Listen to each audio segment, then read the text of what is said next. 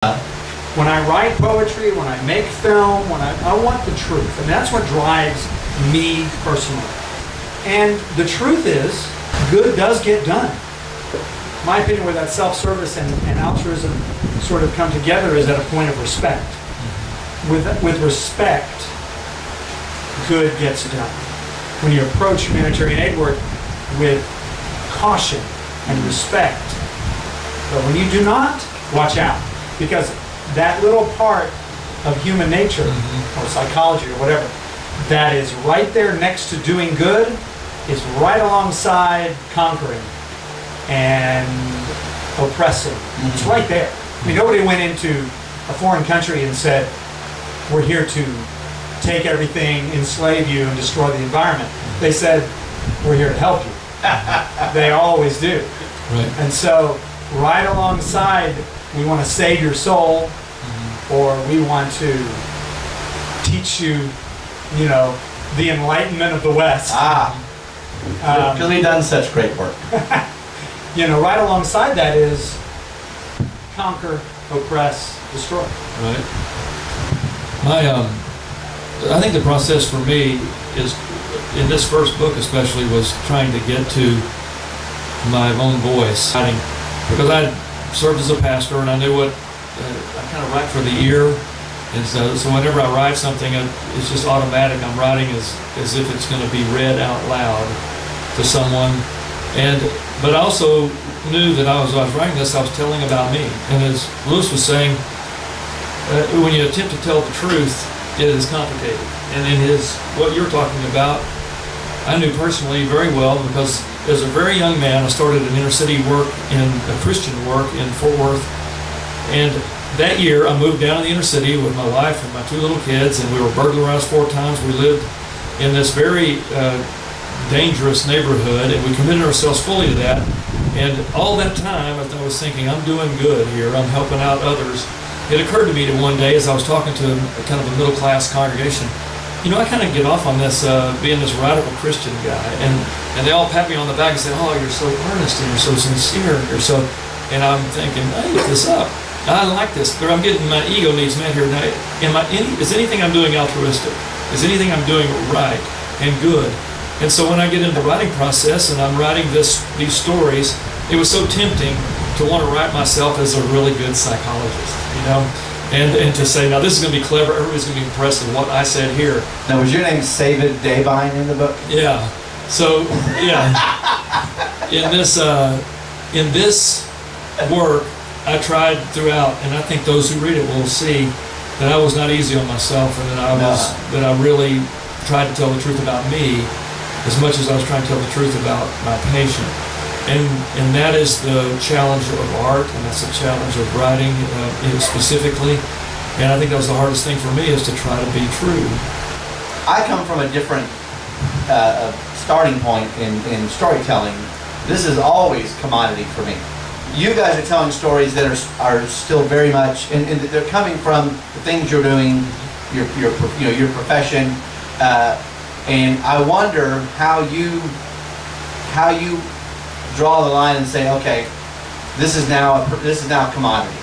Is that a process that you're aware of? That okay, this thing has to transition from being this labor of love, this introspection, all this expression of an actual experience, but at some point you send it off into the world to do its thing. Yeah. I don't know. I really don't. What will success look like for you for that project? Well, what's your metric? See what I did there? For success. And then you're next.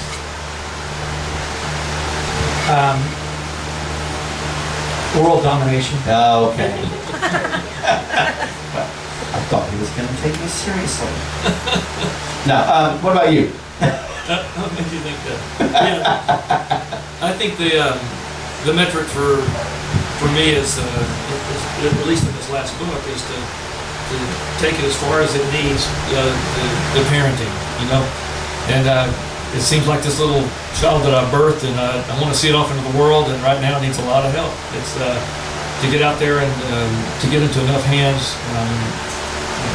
It's just work every single day. Well, I know we got a handful of people in the audience who are artists who create things that each in their own medium, and we all have to sell our own stuff. That's the reality of what we're doing. And I know that you've been very aggressive about educating yourself and taking advantage of every marketing platform, every tactic that you can come across. How would you measure how's that worked? I think mixed grades for me at this point, and it's just hard to keep all the balls in the air. The place where I failed personally is just on the website side, just the technical side of that, and then really building that as part of the platform. The public speaking side, doing the book signings. And you've got an agent. You're like he gets called. People are working on articles and news stories, and he can be an expert. Commentary. What about your marketing platform? How are you going about that? I don't know when something's ready. Yeah. It's hard. That's everybody here. I mean, I know. Did he just say, I don't know? I said that a bunch of times. Oh, you did say that a lot. That's true. Because I haven't measured it yet. Well, I just think that it's hard to know when something is finished. It really is. But eventually it is, to some extent, when you can release it. Now, for me, Castaway Cove is finished. Completely beyond my control and outside of my life. But when does a film editor decide that it's really done? I guess when the executive producer says, I've sold it. Right now, I've been working on I invented a series of catheters for detection of sleep apnea. And now it's a reality. We've got a prototype. But some people just sell it when it's an idea. I have a hard time doing that. Some writers write a treatment. They don't write a screenplay. They sell that treatment. Or they sell, an idea for a screenplay. So you mentioned William Carlos Williams. Are there any other artists that inspire the way you think, the way you express yourself? Oh, a ton. But Ezra Pound. I'm going to go ahead. Ezra Pound. Who was that? I know the name. I'm not going to lie. I don't know who. I assume he was a writer. Early 20th century poet. Okay. World famous poet, sort of. But I have a bunch, and my heroes are Charles Darwin and Jacques Cousteau too. What Jacques Cousteau did, what Charles Darwin did, is incredible creative process. So is literature your favorite art form? I think my favorite art form is science. Oh, he's a slippery one. I really do. Yes, art. He says science. I think science is the ultimate art form. What about you, Doc? What's your favorite art form? My favorite art form is literature, easily. Really? Although being raised in the Church of Nazarene, where we were not allowed to go to the movies, I'd have to say cinema is my close second. Yeah. So for me, it's music. For me, it's all about, because the marriage of words and instrumentation, and the way you can tell a story in a song because of those completely different elements is and create a feeling in that story is what makes it unique to me. And I've had more buttons pushed. That's my vibe bands. Is that the major? One of them. Music is poetry. Maybe it's just an extension past poetry. When you take it all the way, for me, poetry is sort of music. And when you get past the literalism, when you get past that sort of thing, you get past the story, you get to modern poetry. And music is like that. In fact, if you get all the way to it, you mentioned words, music without words is pretty cool. I've never been inspired to create a damn thing by a book I read or a film I saw. But, certainly not to the point where I actually did anything. It might prompt a thought or whatever, but the art form that just opens the window and all of a sudden I see an entire, a creative entity is because it's through music. All of a sudden it's the thing that galvanizes my thinking and crystallizes my thought and says, oh, I'm going to go, and it won't necessarily, in fact, it almost never be related at all to the story, and I'm a musician, so obviously I'm not going to go in that direction, but the story being told in the song is not where I'm going with this project. You know what? You can't, in a screenplay, I always, one of my measures of a screenplay is if I read the direction portions of the screenplay, the prose, do I get the whole story? If I do, it's no good. If I read the dialogue and can get the whole story, then there's way too much dialogue. You should not be able to get the whole story of a scene with the dialogue. It has to have the direction, and vice versa, if it's written well. And also, in a film, you cannot understand the film without the music. So really, those pieces come together, and you have to think about the music as well. Of course, you're going to rely very heavily on the composer for that, because it's way beyond my comfort. But you certainly have that in your head. I can see you eventually deciding to learn, classical music composition, unwilling to hand that part of the project over to anyone else. He's got to be his next passion. Stop. Sabine is just recruiting people left and right. Heather, do you want to add any commentary to this?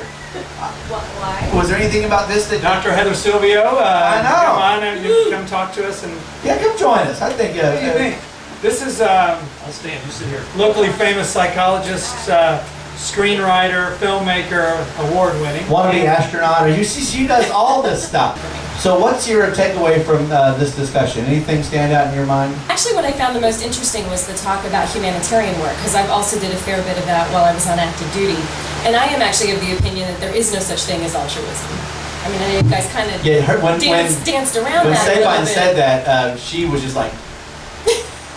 But I think everything's approximate. Right. I do think Absolutely. that you get close to altruism, and I am of the opinion that there is, that it's an important part of human nature, a part of human nature. It's in a soup of motivation that results in humanitarian work. And so as a single part of that, I consider it a real entity. But see, that's where I would argue is it truly altruism if it's only a single part of it? There is still a self-serving component that is there. And there's nothing wrong with that. I think where we sort of run into trouble is this idea that because you get something out of it, that inherently makes it bad. And I don't think that's true. I think if it gives you the warm and fuzzies to go help people, then that's good, because you're going up and helping people. It's not good to give you the warm and fuzzies if others are harmed by it. Well, right, but that's what I'm saying. If it's to do good, to actually be able to do good. But you're right, and that's where it does get fuzzy. You get to a it's that point where you fuzzy say, area. well, there's no such thing as pure water, but we drink it anyway. And sometimes, people are just flat out wrong. One of the big, Absolutely. a lot of times actually, and so we get in a situation where the presumption, as Sabine was saying, is that we know what somebody else needs. Right. Huge Absolutely. presumption, incredibly arrogant. I'm going to go, I live in Wichita Falls, Texas, I'm going to go somewhere, an entirely different culture, don't speak the language, entirely different Unless you're circumstances. delivering the gospel of chicken fried steak, Amen. there's all you are almost certain to miss the mark by a little. Round of applause for my guest. What a great conversation. It was everything I thought it would be and more, and we even had a bonus guest out of it. We're going to take a little break, and when you come back, we're going to have the last couple of musical numbers from Miss Allie Holder. We'll be right back.